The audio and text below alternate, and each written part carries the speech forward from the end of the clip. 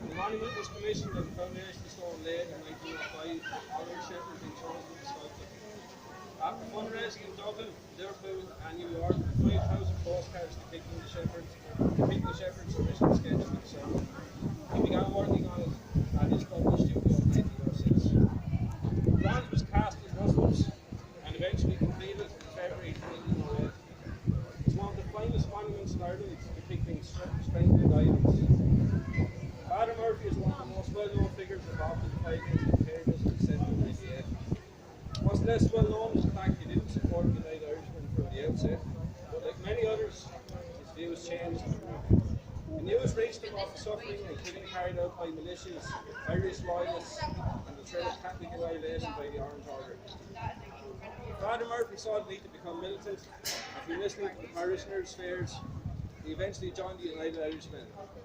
With no military background, he led insurgents at the Battle of Albert and killed all the 5 of the yeomanry. The Enniscorthy garrison was also attacked. Another victory for the United Irishmen, and the town was taken by defeat to Rodney Ross, Arklow and Bunclody. Father Murphy returned to Vinegar Hill to women, children and insurgents. After the battle, he escaped through the Scullow Gap towards Kilkenny and the Midlands to further spread the rebellion. After the Battle of Kilcumney Hill, he was captured at a farmhouse and brought to Tullow, where he was stripped, flogged and decapitated. Enniscorthy has always been steeped in the Republican tradition, with pikes making an appearance again during the 1916 rising in the town.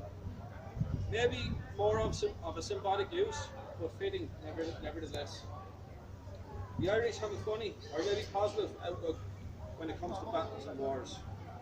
We've lost many of them. We won a few in Wexford, with my own town becoming a republic in its own right for 3 weeks during the 1788 rebellion.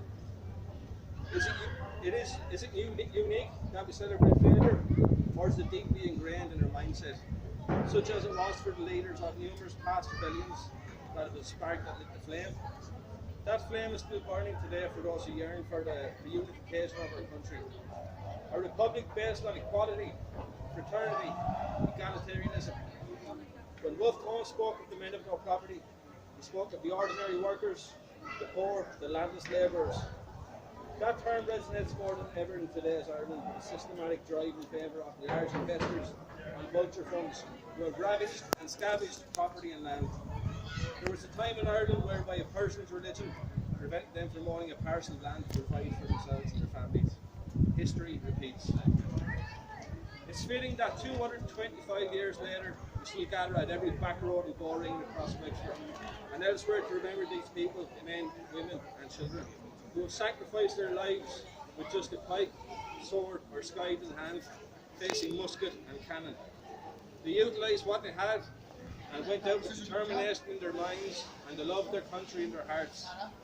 Looking back from our perspective, it's still hard for anyone to really and truly come to an understanding of what they endured. The remains of some of those people still lie on Vinegar Hill, left to rot due to families afraid of being murdered while reclaiming their bodies. We come here today to look, listen and learn by a community, non-funded, locally led group of people. The foundation stone for trying to grasp some sort of level of understanding lies within these type of events. It's raw and it's welcoming. In tribute to those who have suffered, we have Brian, who's going to read here now.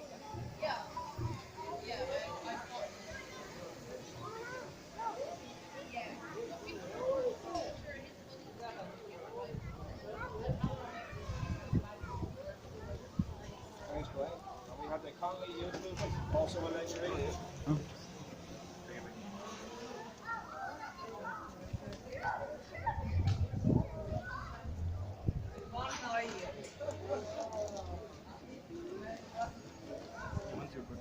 I'd like to thank all of you who have travelled today, the historians, contributors, Jenny for reciting Requiem for Croppy, fantastic rendition of Boulevard and the Pipes. Dr. Karen O'Neill will be hosting the company talk at the Wexford Farm Association straight after this on the Black Road. Refreshments available and all that. There we'll have that.